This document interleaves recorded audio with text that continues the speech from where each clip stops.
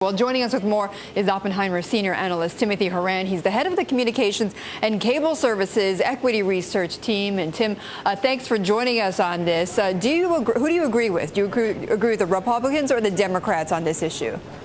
Well, the Internet's been working great for 20 years, and we haven't had any regulation. There's always a risk with regulation that you're going to make mistakes and stifle innovation and stifle growth. So I didn't think we needed the regulation, but the regulation could have been much worse than it's being proposed today. There was a risk we were going to regulate this based on 1930s laws, 1880s laws, regulated as telecom companies. But is this going to, as the Republicans say, discourage broadband investment?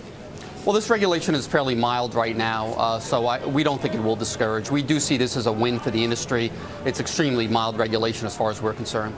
A win for the industry and a win for AT&T, is it not? Because they were the most vocal, have they not been, with trying to negotiate some sort of compromise? Well, AT&T definitely took the lead on this, so it is clearly a win for AT&T's regulatory policy. What about for the consumers?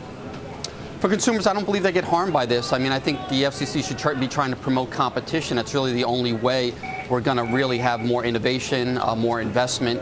But if the FCC did regulate this as a telecom service, we clearly would have had a pullback on CapEx spending. At this point, I think it's going to be full steam ahead. So does that mean? The internet. So does that mean for the consumers they won't see higher prices? The consumer has had very good broadband quality in both wireline and wireless. I think you're going to still see a lot of innovation on both wireline and wireless, a lot of investment, a lot of new smartphones. We see this as a win for consumers. But doesn't this open also, and I've been reading through the plan and the article on it, but doesn't this open, though, some sort of pricing, though, for companies, small businesses that do take up a lot of bandwidth? Potentially small businesses that are, or even large businesses. Netflix right now purportedly is paying to access the broadband connections of many of the broadband providers on a local basis, and they are paying some amount of money for that. That might continue, and you might have a little bit more price discrimination going forward. Right. But the policy here is that you charge based on what your costs are. If you're using a lot more of the capacity, both wireline and wireless, you should be paying for that. Okay. Timothy, before I let you go, just tell me what you make of the AT&T deal to buy Qualcomm's wireless spectrum, the build out of their 4G network.